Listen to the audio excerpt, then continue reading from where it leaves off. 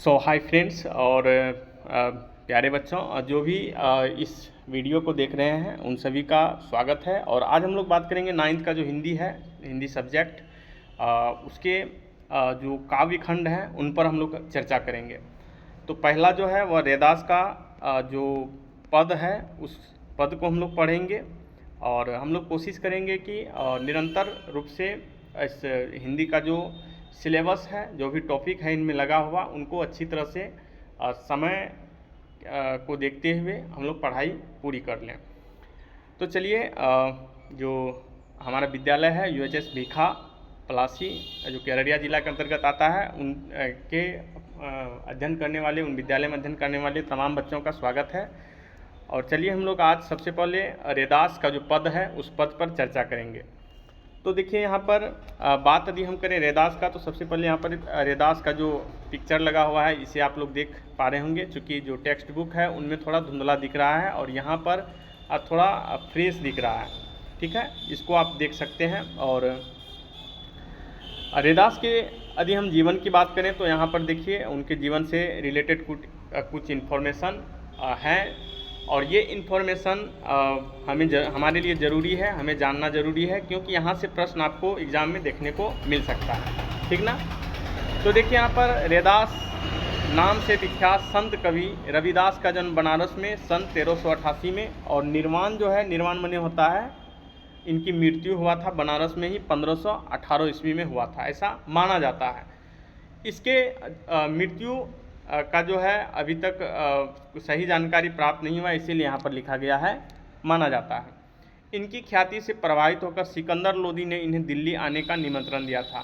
आप लोगों का जो एग्ज़ाम हुआ था मंथली टेस्ट, और उस टेस्ट में ये क्वेश्चन आया था कि सिकंदर लोदी से मिलने के लिए कौन गया था, तो यहाँ पर आप लोग देख पा रहे होंगे। ठीक है।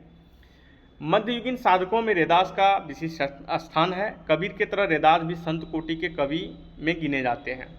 मूर्ति पूजा, तीर्थ यात्रा जैसे दिखावों में रैदास का जरा भी विश्वास नहीं। तो कबीर के संदर्भ में यदि हम बात करें तो कबीर और रैदास जो है एक ही तरह के उनका जो सोच था, वे जो सोचते थे, वो समाज के बारे में जो उनका चिंतन था, एक ही तरह का हमें देखने को मिलता है। ठीक ना। वह व्यक्ति का आंतरिक भावनाओं और उसके भाईचारे को ही सच्चा धर्म मानते थे।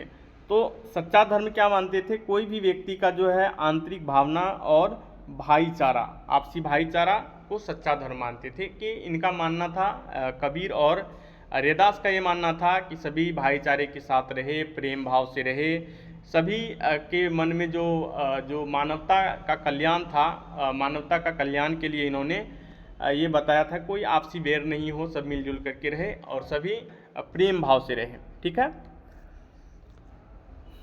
आगे आप लोग देखिएगा, रैदास ने अपनी काव्य रचनाओं में सरल व्यवहारिक ब्रज भाषा का प्रयोग किया गया है। प्रश्न आ सकता है कि रैदास का जो कविताएं हैं, रचनाएं हैं, वह उनकी भाषा क्या है।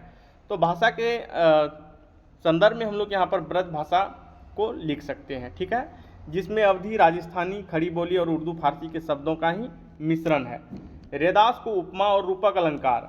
अब यहाँ पर एक क्वेश्चन ये भी आ सकता है कि रैदास का जो है फेवरेट कौन सा अलंकार है। तो देखिए यहाँ पर उनका जो पसंदीदा अलंकार था वह उपमा था और रूपक अलंकार था। किसी टॉपिक में, किसी वीडियो में हम जो अलंकार है उससे भी संबंधित जानकारी आप सबको देंगे। और ऑफलाइन क्लास में हमने अपने विद्यालय में बताया भी था अलंकार के बारे में। ठीक है। विशेष प्रिय था। सीधे साधे पदों में संत कवि ने हृदय की भाव को बड़ी सफाई से प्रकट किया है। इनका आत्मनिवेदन, दैन्य भाव और सहज भक्ति पाठक के हृदय को उद्वेलित करता है। और रैदास के 40 पद सिखों के पवित्र धर्म ग्रंथ गुरु ग्रंथ साहब में भी सम्मिलित है। तो यहाँ पर प्रश्न ये भी बन सकता है कि रैदास का कितने पद गुरु ग्रंथ साहब में है, ये भी प्रश्न आ सकता है। प्रश्न आपको ये पूछा जा सकता है कि गुरु ग्रंथ साहब में रैदास का पद कितने पद हैं, ये आ सकता है। गुरु ग्रंथ साहब के बारे में पूछा जा सकता है कि कौन सा धर्म के पवित्र ग्रंथ है। तो यहाँ पर देखिए सिखों का पवित्र धर्म ग्रंथ है। ये सब जो हम बता रहे हैं, जो अंडरलाइन कर रहे हैं, इसको आप नोट करते चलिएगा। ठीक ना। चलिए, आगे हम लोग बढ़ते हैं। यहाँ रैदास के 2 पद लिए गए हैं, जिसमें पहले पद में है, प्रभु जी तुम चंदन हम पानी। में कवि अपने आराध्य को याद करते हुए उनसे अपनी तुलना करता है। उनका प्रभु बाहर कहीं किसी मंदिर या मस्जिद में नहीं है विराजता है, बल्कि उसके अपने अंतस में सदा विद्यमान है। यही नहीं, वह हर हाल में, हर काल में उससे श्रेष्ठ और सर्वगुण संपन्न है। इसलिए तो कवि को उन जैसा बनने की प्रेरणा मिलती है। तो जो ईश्वर जो है, उनके जो आराध्य हैं, वह जिनकी पूजा करते हैं, वह